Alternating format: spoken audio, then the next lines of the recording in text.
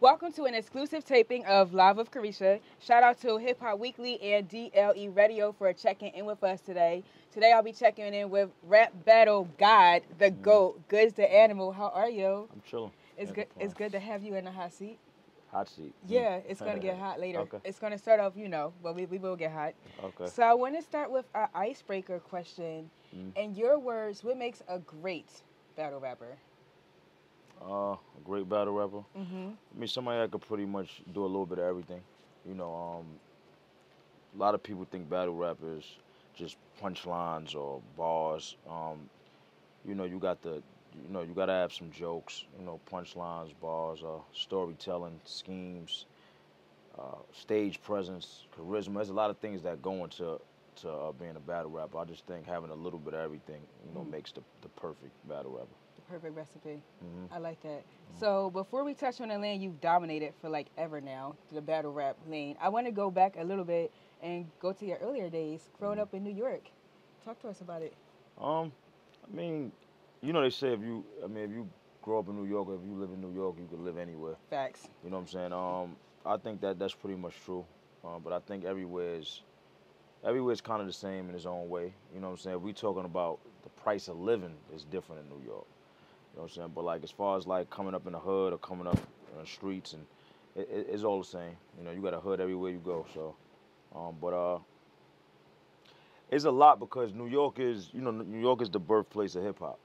You know what I'm saying? Especially the Bronx. I'm from the Bronx. The birthplace of hip hop was literally 10 minutes from where I live. Like, you know what I'm saying? Which is Cedric Avenue. Mm-hmm. So I honestly feel like it's pressure. I feel like they expect more from people coming from New York or, coming from up that way. So you feel like it's pressure on like for rappers to yeah, deliver? I think for everything. Right. I think for everything. They always say New York, I guess, started a lot of things, the trends and, the dressing. And right. So I think it's pressure for when it comes to just hip hop is more than just rapping. It's style and, things like that and art. And so I think it's just there's a lot coming from New York. Like you got a lot on your shoulders as soon as you want to get into this field. Right. You know what I'm saying? So did you immediately want to become a battle rapper? Like walk us through how the birth of the battle rapper Goodz got here. I mean, and growing up in New York, if you rapped, you was going battle rap.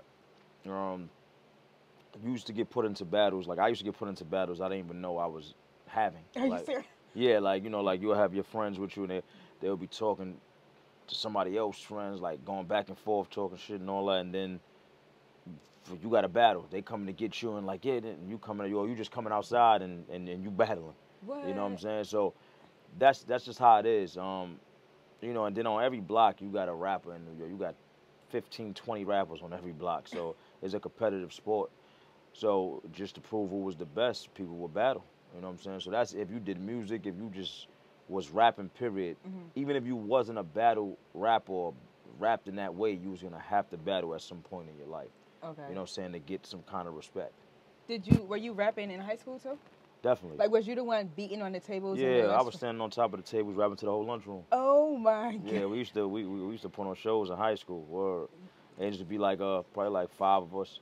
Call 5 and we sit there and rap every lunch period and do all that. Yep. So do the people you went to high school with, do they still check in with you to this day? I know you'd be like, oh my nah. God, you're doing big things. I don't even I couldn't even tell you who was the 5 people I was rapping with. I probably can remember like 2, 3 of them, but that was such a long time ago. Right. You know what I'm saying? But yeah, it was a dope time though. I think times like that is the times that make you. You know what I'm saying? And it started from doing that little piece right there of my life, rapping in lunchrooms in front of how many people you would say that is 50? You know what I'm saying?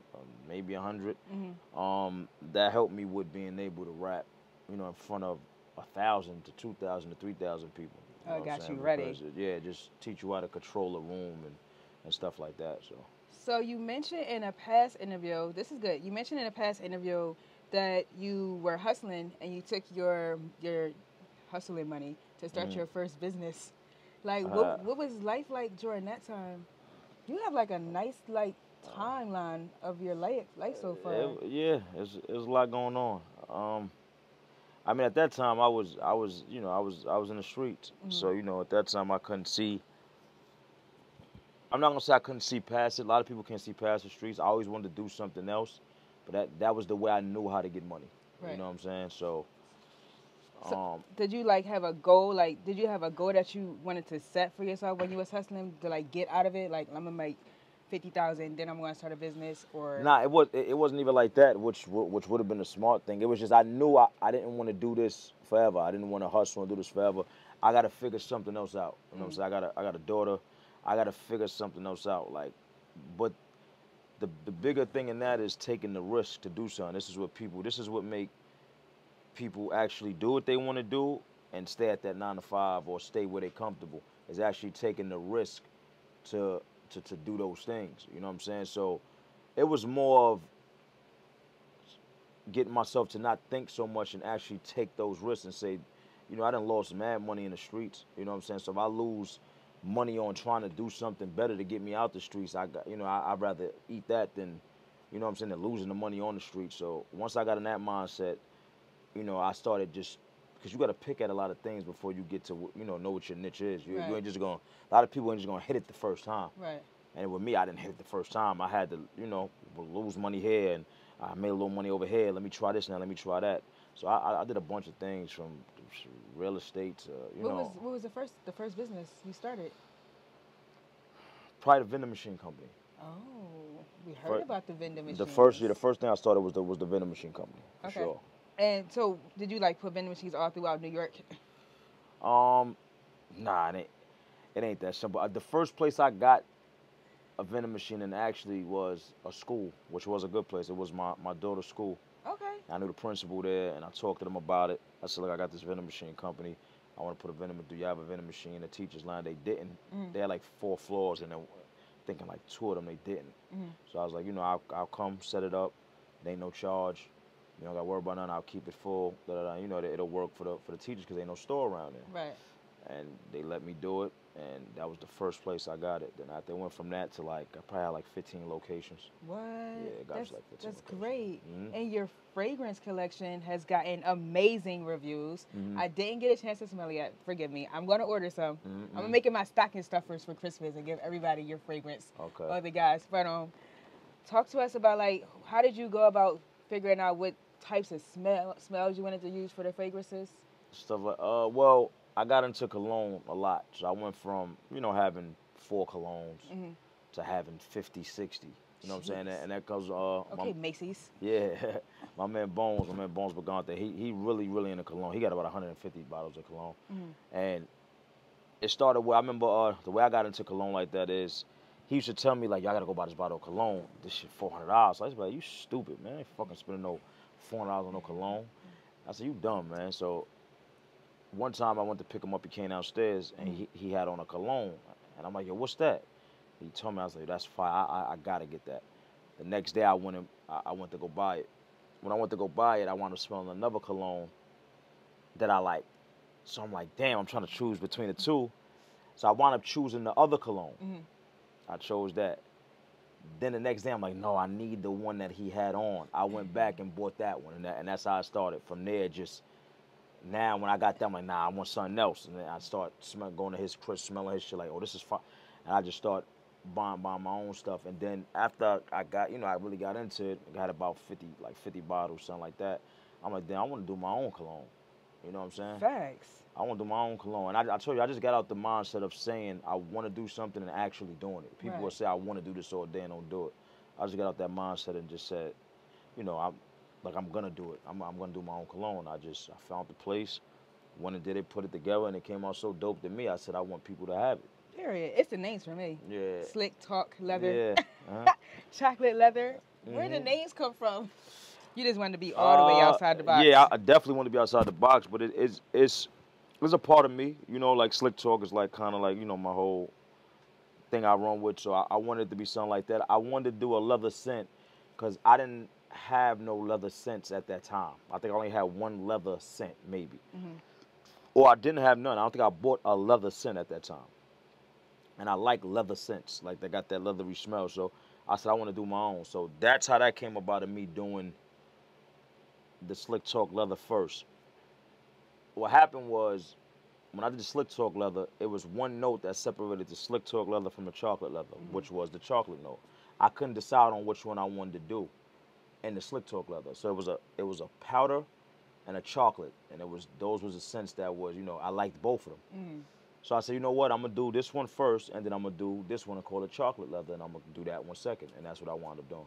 Nice. So Yeah. at what point in your career did you realize that you actually became a lifestyle brand? And how is it balancing like the businesses with the battle rap simultaneously, might I add? Like you're doing them both. I mean, it ain't too hard for me because I don't battle as much as the other dudes. You know what I'm saying? And I always been like that. I just ain't want to like taint my brand. I feel like when you battle too much, it kind of, it kind of taints your brand. It drops your stock. You know what I'm saying? I feel like you keep yourself fresh, then people will want to see you. So it don't really cross paths. I mean, but if it wasn't for battle rap, I wouldn't have the supporters I have and be able to do the things like that I want to do. So, Right. you know what I'm saying? But I mean, outside of battle rap, you gotta have something else going on. You know what I'm saying? Battle rap ain't gonna make me a millionaire. You know what I'm saying? It's other things that is. So you gotta push forth those other things. That's all. So a lot of and this is dope. So a lot of your fans, I know they seen like your come up. We've been watching you over the years. We've seen the growth, the elevation, the businesses. Like it took a lot to get to this level. Right. Like what challenge or sacrifice? What was the biggest sacrifice you had to make to get here today? Oh man.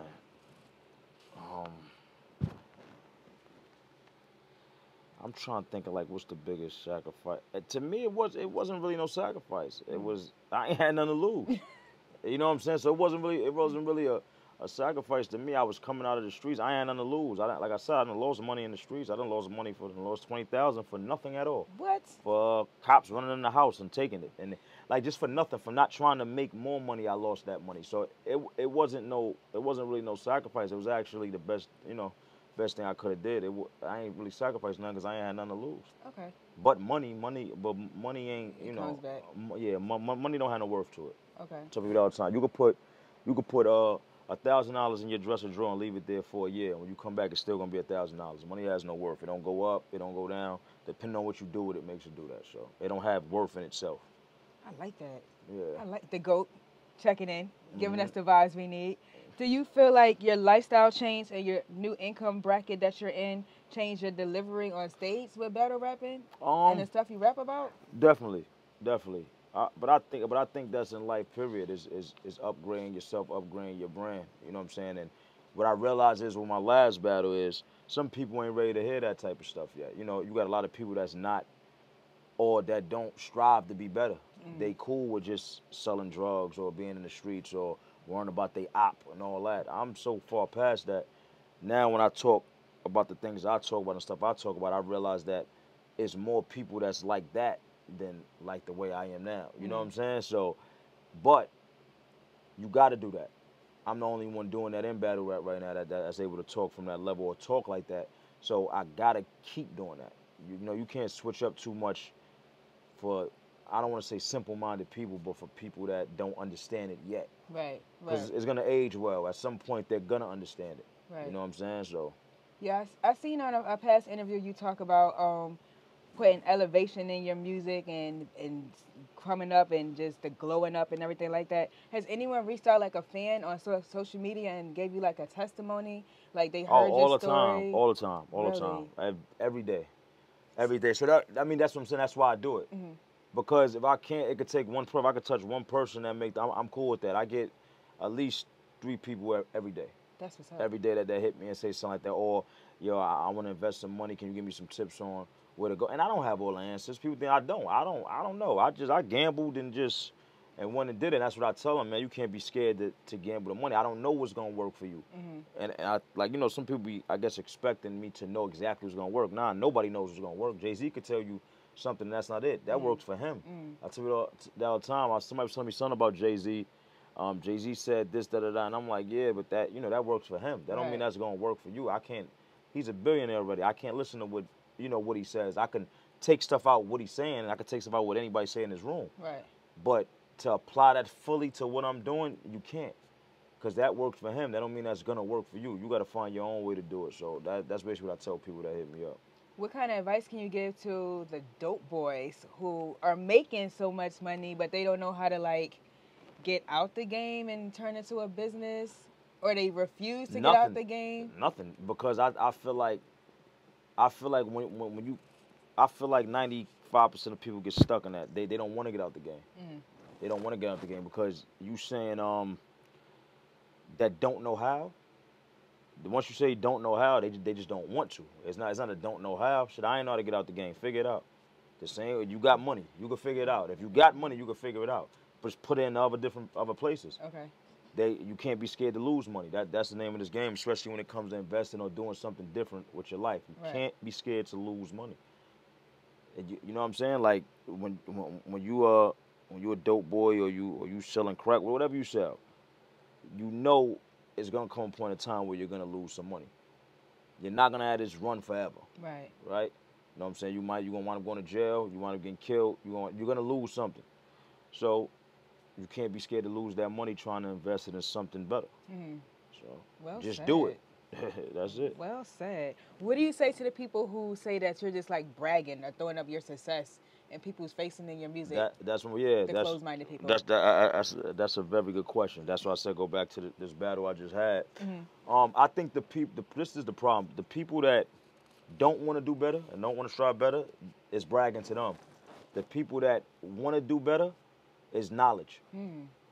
It's saying because all I'm saying is, nigga, look, I came from here, from where you at, and I did it. Nigga, you can do it. Mm. I did it. I'm telling you could do it because I did it. I ain't think I could do it, and I did it, so you could do it. But for the people that got hatred in them, or you know, they not ready mentally to understand that, they look at it as bragging. Right. But that's their own personal trait. They got something going on with themselves. That has nothing to do with me. Because a bunch of people that hit my supporters hit me and say, yo, that was dope. Like that made me want to do this. Facts. And that's how it's supposed to be. I ain't talking from when Meek do it. Is he bragging, or he talking from him coming from being a little dirty nigga up until now getting money, saying you could do it. Shout out to Meek. You know what I'm saying? So that's the place I come from. Like, you know what I'm saying? I come from, look, I was selling drugs, I was doing this, and I actually didn't do none of that in the last 5 years. I've been making money straight, legally. You know what I'm saying? And if I could do that, you could do it. It ain't no, so that's where I talk from. But it takes for somebody to want to hear that and change their mind and don't look at it the way they want to look at it. That's all. Very well said. So I know you've been doing so many interviews about your past battle at Known 12. Are you tired of talking about that yet? Nah, I don't care. I'm cool. I don't have many questions about it, but my first question, was there anything you would have done differently with the battle with Nope. Easy? Okay. None at all. Okay. None at all. Because this is what I'm saying. Some people gonna have to elevate at some point, right? I could go up there and talk about a bunch of things I used to do, you know what I'm saying? But then I would be like Easy. I would be like everybody else on there, you know what I'm saying? I gotta cross everything I wanted to get across, and I feel great with that, and I would do that every time I go up there. What certain people think don't really move me. You know what I'm saying? Like I said, because then I'll get off and I have a bunch of people from my damn that it inspired. That's what I do it for. I don't do it for because you want to hear me talk about guns and nah, that's not my life no more. Right. I've done it. I mean, so a person could get up there and talk about or brag about him being in jail and toting guns and looking for the ops and selling drugs. But I can't get up there and talk about or brag about my success. And it ain't bragging, but I can't talk about my success and stick to that. I can't do that, but somebody could talk about the negative stuff. But when it's something positive, you can't talk about it. Right. Nah, so I'm always going to talk about the positive things I got going on and what's going on and saying you could do it than talking about that or reverting back to that, what they want to hear. And nah, that was old goods. I gave y'all that. Now there's a whole new chapter, so let's talk about these things that's going on now. That's all. Yes, to the glow up. Yeah. Is there anything today that you would say to Easy and his fans? No. No? Okay. No, not at all. Because Because at this point, man, look, battle rap has to revolve. You got new dudes that come, you know what I'm saying, that, and you got dudes that they gonna like, that they love at the time. That be the thing, though. A lot of shit be at the time. I've been here 14 years. Right. Let me see you in 10 years still doing it at the level I'm doing it at, and then I could shake your hand and say you did it, because I didn't see people come and go. I didn't see people hot for 2 years. I saw people hot for 3 years, 4 years, and then they not no more. I've been here 14 years doing it on the same level. I'm still able to come out, get the top nigga, get the top pay, and go back whenever I want. Period. So when you could do that, and you ain't have a 2-year run, 3-year run, you know what I'm saying? Then that's different. You know what I'm saying? Easy on the run right now. He doing good. They like him. He's the favorite. Let's see you when you start going through, because battle rap is funny. You the favorite for however long, then they gonna start hating you. This is how I go with everybody. You better break it down for us. So then they're gonna start hating you automatically. They're gonna get tired of you. They're gonna get tired of hearing the same shit. So now you ain't gonna be that good to them no more. Let's see how you act when that happens. It's happening to Geechee right now, and I think Geechee's incredible. Right. He's doing the same thing he's been doing. He's cooking. He's not doing nothing no different, but they getting tired of him because they see him a lot. So now they was praising him at first. Now he's dying down. Right. Now is let's see how you react now when you don't got everybody on your side and they just want you to win. That's when it matters. That's when it's gonna be different. So is that why you took some years off to like keep your brand fresh and definitely not water it down? Yeah, definitely. I always do that. And on top of that, if it ain't like a big battle, I don't really want to do it. You know, I got a whole bunch of stuff going on anyway. So battle rap is hard. You really got to take time out your day to really focus on that. Right. You know what I'm saying? So if it's not nothing worth it, then I just ain't gonna do it. Yeah. If you're going through something like if you having problems with your girl or your money is messed up, like does that affect you on stage? Nah, because it was times I took battles when my money was messed. I've said it in battles. It was times I took, you know, so I did the battle to get my re-up back and went to read up and was back up. It was time. So that ain't, you know what I'm saying? Nah, you can't let none of that bother you. It was times I probably, you know what I'm saying, went through a breakup or wasn't dealing with shit. I'm gonna go through that. That shit ain't, you gotta learn how to focus on work and focus. Your personal life is, I keep my personal life and work. I've been like that my whole life. So my personal life is not in the media, is not nothing going on. You don't really know what's going on with me. At all. You know what I'm saying? So it don't give people a lot to say. So you keep it like that, and that's how you supposed to do it. So how far in advance do you practice your rhymes? I like to be prepared. So I would want like at least 2 months. Okay. 2 months. Like they could book the battle and I have 2 months of time, and I'm pretty much good with that. Have you ever like right before you're about to go on stage, like change your lyrics? Like, oh my God, let me write something new real quick before I go out there. Yeah, always just stick to it? I have went up there and saw stuff that I touched on right there. Maybe before I probably saw who I was battling, and he might have on something crazy, and I'll think of something right there, put that in there. Like that's just a part of battling. That's a part of the art. You know what I'm saying? Knowing when to, you know, do stuff like that. How do you, so in your words, what do you think is the difference? Like compare and contrast battle rappers with regular rappers, like hip-hop rappers. Like, because some people say that regular rappers can go into the battle rap game and start being battle rappers. Some people say it can't happen. I mean, Cassidy, I guess we could say that's a kind of a good example. But Cassidy came from battle. He was a battle rapper. Right. And then they made him into an artist. So. Right.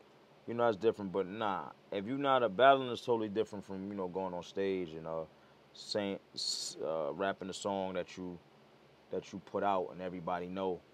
You know what I'm saying? And you rapping over a 2-track, or you rapping a song that everybody knows already. With battle rap, these are verses nobody never heard.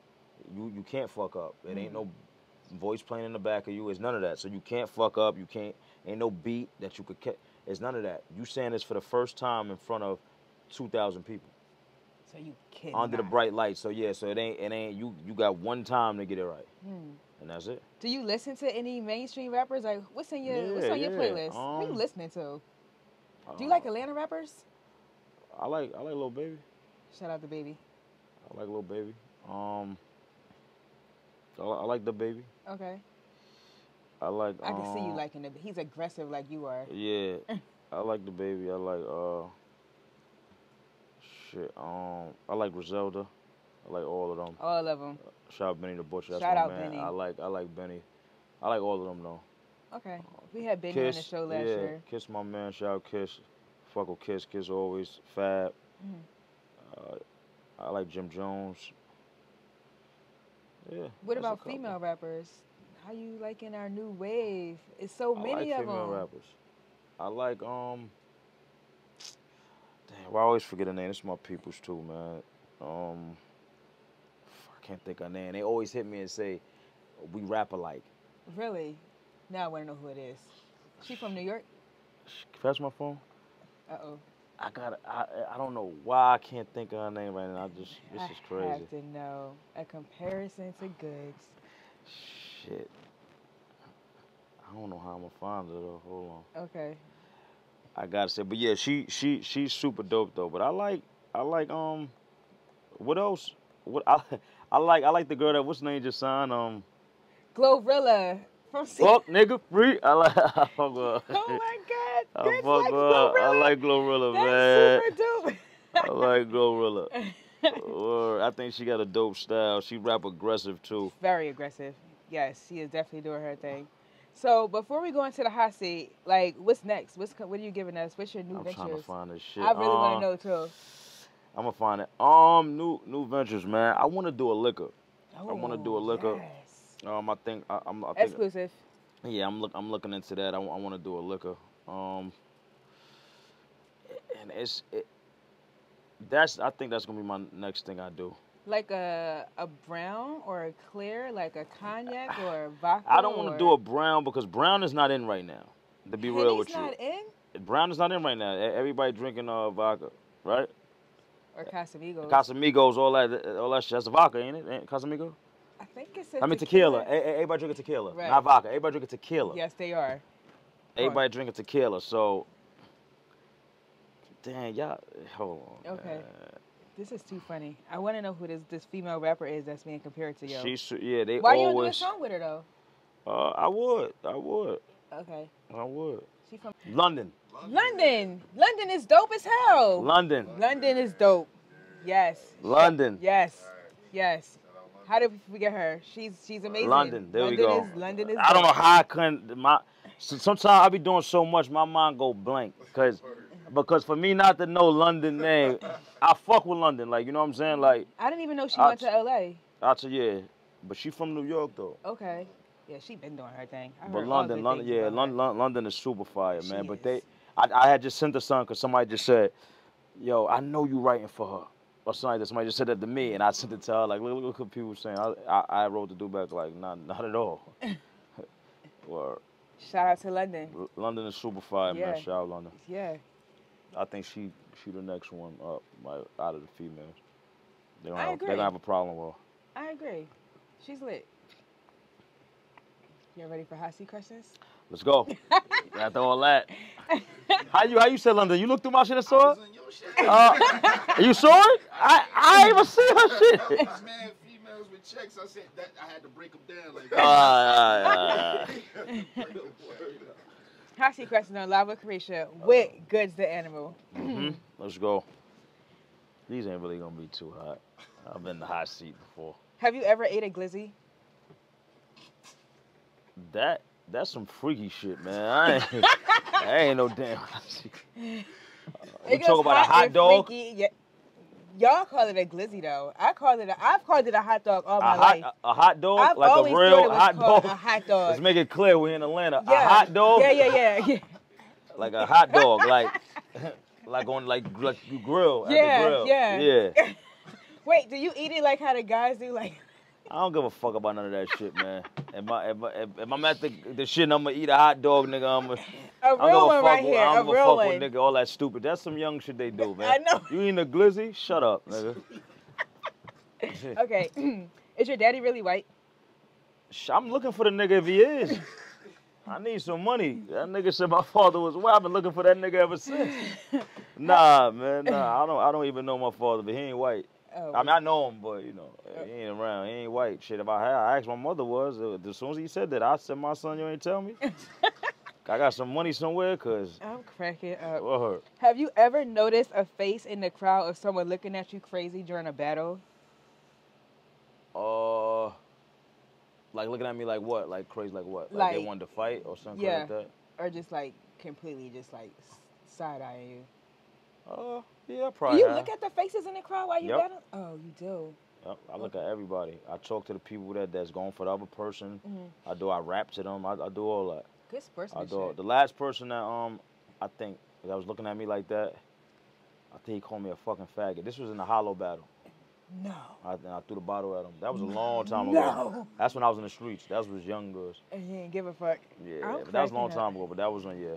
Do you dwell on negative comments that people say about you? Never, ever in life. Tell us you're from New York without telling us you're from New York.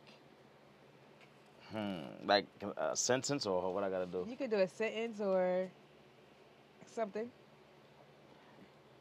I say talk, not talk. You say walk, talk.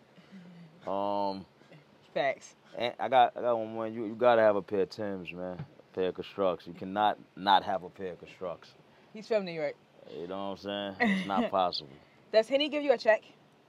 No, I tried to get a Henny deal a long time ago when I was really fucking with Henny and they was on some bullshit. Dang. It's okay. It just never happened. So wait, when you make your own liquor though, you can just have your own liquor on stage with you. Exactly. Yeah. Do my own shit. So Once I figured that I could do my own shit, you know what I'm saying? That was it. if you were a porn star, what would you call yourself? Just you nasty. That's what you gonna call yourself? Nah. If I was a porn star, what would I call myself? There's mad niggas in here, man. It's for the footage though. Bandana warrior. I like that. I need a crazy name. I'm gonna come in with a cape, butt ass nigga, and jump down the steps like that little boy. You remember that little boy that jumped down the steps? He thought he could fly. I'm gonna jump down the steps like that with a cape on, naked. That's so funny. Word. Do you ghostwrite for any rappers? Nah, I have though. Okay. I You have, have? though. So on your battle with X Factor, when you made fun of his shoes, did you know at that instant you won the battle? Because it was the face. It was a look on your face. When you looked down at that man's shoes, yo. I'm gonna tell you something though. I was dying. I had tears. Like literally tears. I'm gonna tell you something. In that battle, and I'm gonna tell you a couple of things real quick. In that battle, you know, I was like super counted out. X Factor was on fire. They had X Factor beating me 3-0 everywhere, right? So, you know, that felt good because he was talking mad shit too. Another thing I'm gonna say, me and X Factor right now, that's my man. You know what I'm saying? I fuck with X Factor. X Factor was talking that shit to me back then that I didn't understand. He just ain't put it in the right way. But when he was talking about them LLCs and all that shit he was talking some shit to me. I was in the streets, I didn't understand it. So now that I'm doing all that stuff, I say, damn, that nigga was talking that shit to me back then. You know what I'm saying? Because he was way ahead of me. You know what I'm saying? So he just ain't put it in the right form. But word, me and X Factor right now is dumb cool. Shout out to him. I hate them shoes. But though. them damn shoes though. I still hate X Factor. If you wear them fucking shoes, never ever again. Them shit's just casket ready. I was in tears. What's your favorite candy? Candy? I'm not really a candy person, but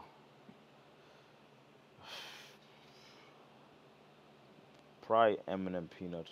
Those are good. How much do you pay for your haircuts? $40. Not bad. Every week. I get a cut every week, $40. Still not bad. I spend $80 a week. I get a $40 haircut and a $40 car wash every week. Oh, that's what's up. And I get my nails done every 2 to 3 weeks. Okay. Okay, we like it. Have you ever wanted to slap a fellow opponent? Definitely. So for your outro, can you give me 3 bars about me? My outro, 3 bars about you? On the outro of this interview, can you do a 3-bar freestyle about Carisha the Diva? If you do 3 bars, I'll follow with a bar and a half. Carisha the Diva. Ask me my porn name. She must be a eater.